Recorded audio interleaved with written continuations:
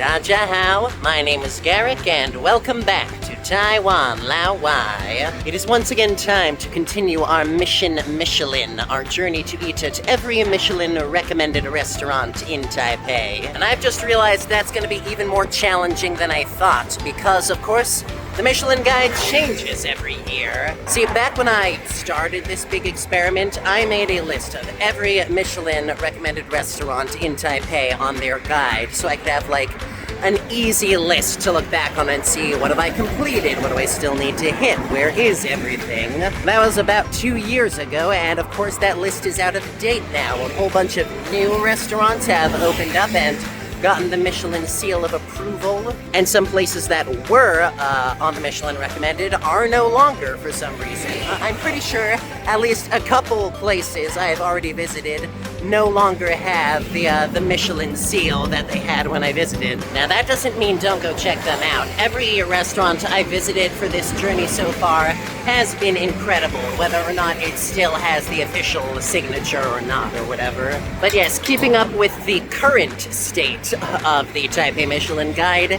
is gonna be a bit of a challenge. Of course I say that, but this whole thing has been a challenge from the beginning, so what else is new? Anyways, today we are heading to one of those new places that got their Michelin bib recommendation more recently, so that should be very exciting. And I'll tell you more about it once we have officially arrived at Wanhua District. See you there. Oh, I gotta be more careful about riding my bicycle on the road. That is not the safest thing to do. Anyways, welcome back to Wanhua District. It's been a while since we've been here, and as luck would have it, the place we're visiting today is just a very short walk away from the train station. Today's restaurant is a traditional Taiwanese eatery by the name of Chuan. It's been open for about 70 years. It recently got a makeover, I think, just last year in 2024, and it specializes in bawan, which is a kind of traditional Taiwanese meatball. Now, when I say meatball, do not picture like spaghetti and meatballs. This is a very different beast. It's closer, I guess, to meatloaf. It's a lot bigger and thicker than the meatballs you would find in Italian cuisine. And it comes wrapped in this very starchy, glutinous rice flour sort of dumpling-y wrapper.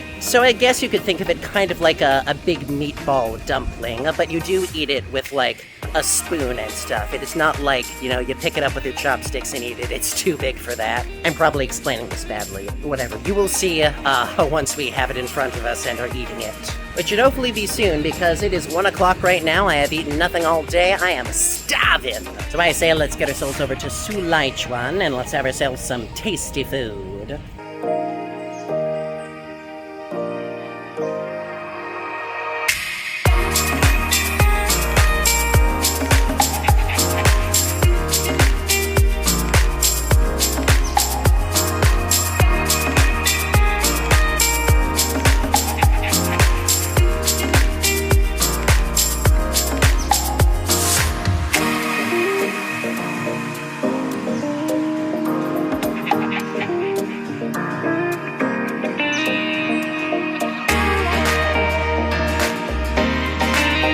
Alright, had to scramble through a couple back alleys, but we are here. And in case you can't tell by the line, this place is bustling, so I have high hopes. The line should be a pretty good landmark if you're looking for it yourself. If not, look for this unassuming wooden sign right off the main roads. Looks like it's moving decently quickly. Hopefully we won't have to wait too long before lunch. Either way, fingers crossed, and I'll see you inside.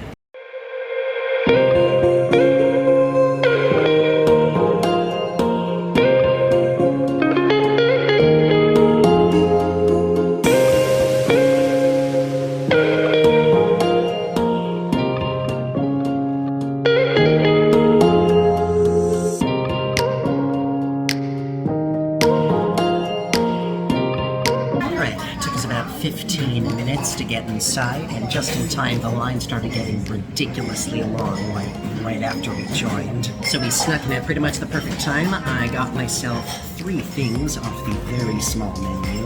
Like I said, this place is not like a big super restaurant. It plays the hits. It is a very traditional Taiwanese eatery, and I think it's going to be very delicious. So, fingers crossed it comes out soon. I will be as quiet as I can to not make a nuisance, and Yeah, bon appetit.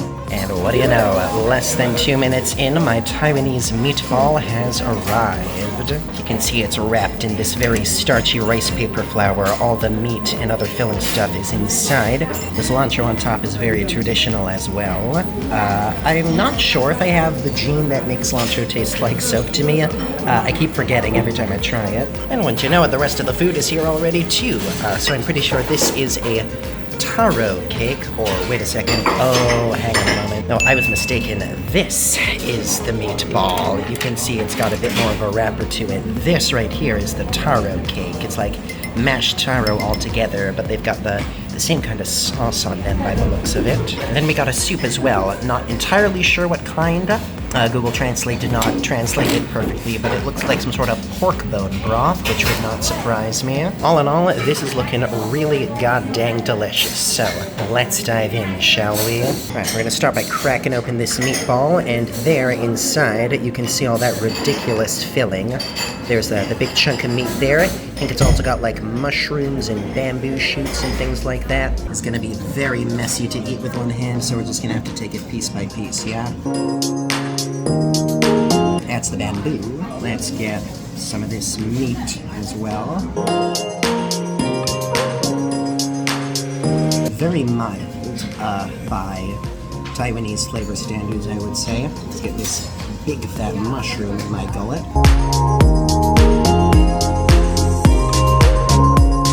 You can tell this is it's very difficult to eat without making a mess. It's interesting. This is definitely one of the looser Taiwanese meatballs I've eaten. Most of them I've had have been a bit more compact than this. You know, the meat is a bit more fully formed together with all the other things. In this one, most of the components are still pretty separate and isolated, and it's the light ginger sauce that ties them together. I don't want to say it's bland. I do think it is a little lacking in punch compared to some of the other Taiwanese meatballs I've had, but, you know, maybe that's the intent. Really, you just need to get a big bite with the sauce, and that helps tie everything together. I'll say that gelatinous rice flour wrapping, that's really good. Oh shit, they have like a whole chestnut in there. I was bit down on a big piece of something and it was a whole chestnut. That's fun. Alright, so much for that nonsense. Let's dig into this mashed taro cake. Long-term viewers may know that I'm not the biggest fan of taro as a flavor and a texture, so we'll see if this turns it around for me, yeah? It might be fillings deeper in here, but right now all I'm seeing is mashed taro and sauce. Let's give it a try. It's actually pretty decent. It's giving me a very staple food vibe. Like, I know a lot of countries in Africa, they have these, like, cassava flour doughs where, like, pull off big chunks. This is that kind of vibe. The taro dough, or whatever it is a vessel to pick up all that sauce. You know what it is? I like how soft it is. Most taro I've had is so freaking starchy, and it's sort of gritty in your mouth and in your throat. But this stuff, I don't know how they blended it or mixed it, but it's going down much smoother, so it's much more pleasant to eat. Genuinely kudos, you are slowly turning me around on taro, Taiwan. Now, as for this soup, they did not exactly give me a spoon to eat it with. Do I just, like, pick it up and slurp it, maybe? Well, there is no safe way to do that on camera, so see you after I take my first slurp of this, I guess. Okay, that's a very satisfying broth. It's not too punchy with flavor, but I like the mildness in it. I think my guess about pork was right, but there's definitely some other aromatics in here giving it a bit of fragrance. Now these I thought were pork bones. It appears I was wrong. They might be closer to like bone marrow, maybe? I can't quite tell.